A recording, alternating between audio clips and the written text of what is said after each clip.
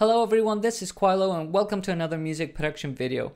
A few months ago I challenged myself to get better at making drum grooves, so I started to program a bunch of loops for a 30-day period just to see what interesting stuff I could come up with.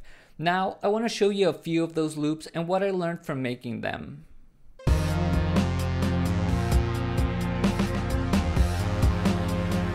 So this is the first of the drum loops. I'm going to play it back so you can hear what it sounds like.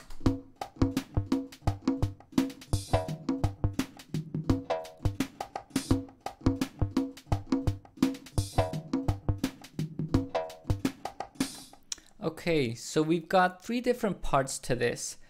First we have the kick and the snare, which are the foundation right here, these two notes. Then we've got some hi-hats over here, and then some percussive elements to it. So let's listen to the kick and the snare first.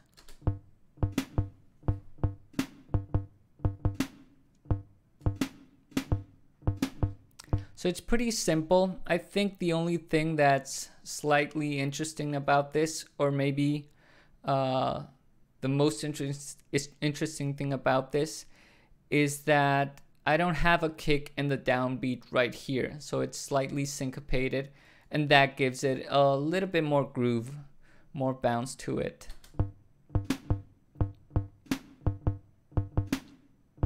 So there's not a note right there. And that's pretty cool. So let's move on to the hi-hat section. This is it.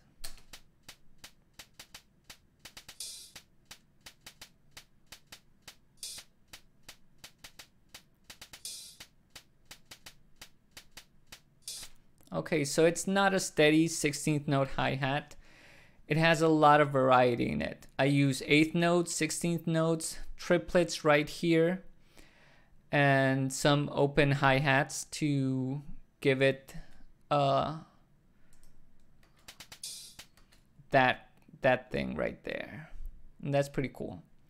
So let's move on to the percussive elements.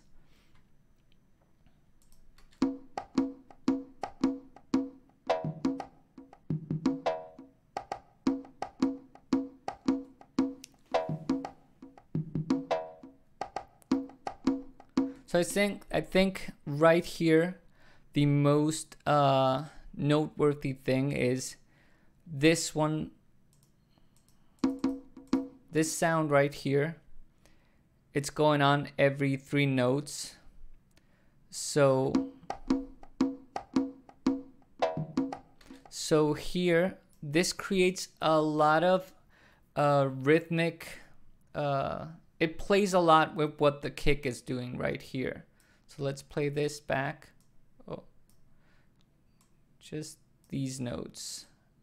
The kick with this.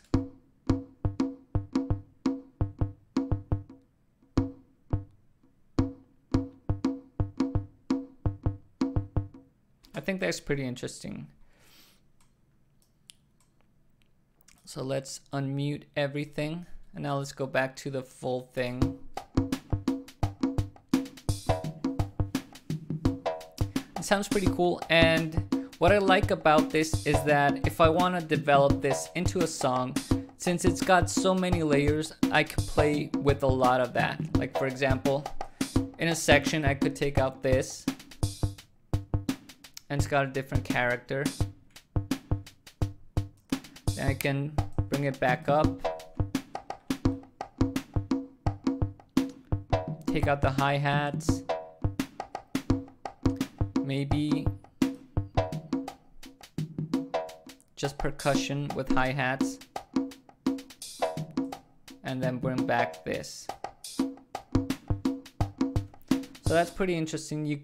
Since you've got so many layers, you can play a lot with muting some instruments, and that kind of changes the whole character of the thing. So that's pretty interesting.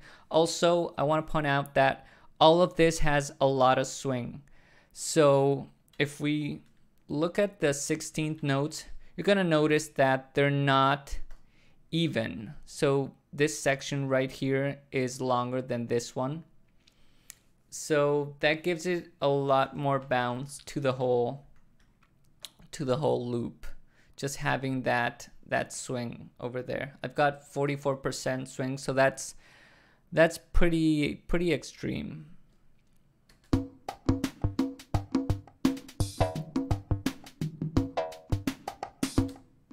Okay, moving on. Now let's hear this one.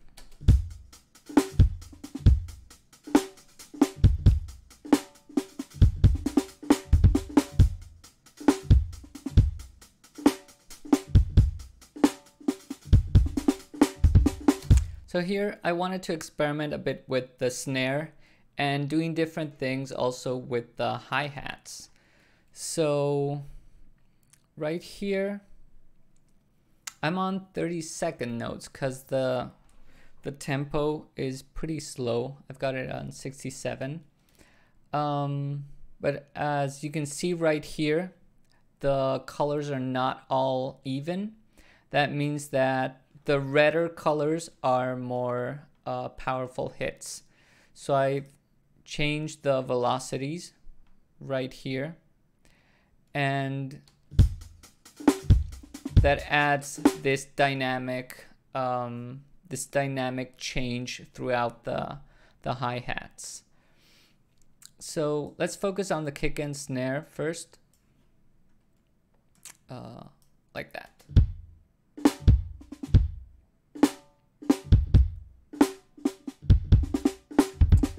So I added all these semi-ghost notes.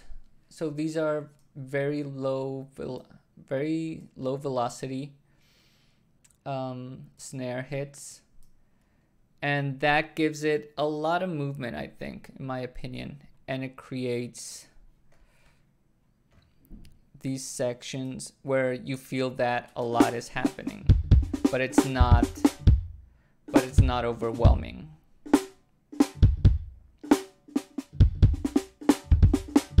So I like that.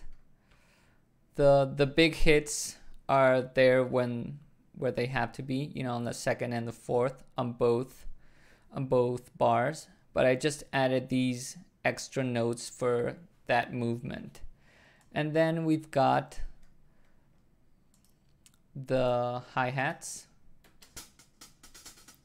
which these are all 16th notes right here on the top, but then I added these ones in between to create something a bit more exciting.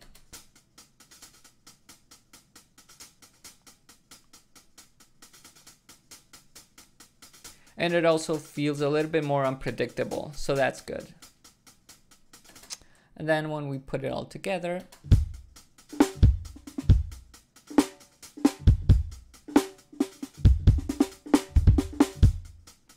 and it's like it's always moving, and I like that.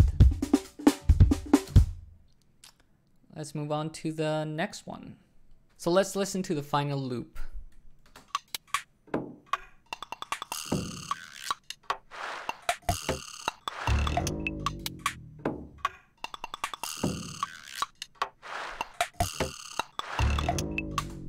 So this isn't a drum loop. I use percussive elements, but after writing so many drums, I kind of ran out of ideas of what I could do with the traditional, you know, kick and snare, hi-hats. So I started branching out and experimenting more with percussive sounds. And I came up with this loop, which has, for some reason, it really caught my attention. I feel like I could eventually develop this within a song. But yeah, so just, you know, if I'm working on a song traditionally, I always tend to go with the drums, but making drum loops on their own, you know, without having to add melodies or harmonies, just made me branch out much more than I would usually do within a song. So I came up with this thing that I feel is really interesting and has a lot of even funny elements to it, because I love this thing right here. That thing just feels amazing. And I wouldn't normally never do something like this in a song, but doing it by itself makes me wanna maybe try to incorporate it into something more developed. So yeah, that's the final loop. I really enjoy how it came out, and hopefully in the near future I'll put it into a song and see how that goes. But yeah, so my final advice would be to don't stick to just, you know, the regular drum sounds, but try to experiment more outside of that, and you'll be surprised at how creative things can come out of that. So that was it for today. Thank you guys so much for watching. If you've enjoyed this video, please leave a comment and let me know what you guys think. Also, be sure to check on my other video on drum programming, and remember to like and subscribe. That really helps me out a lot and I appreciate it very much. See you guys in the next one.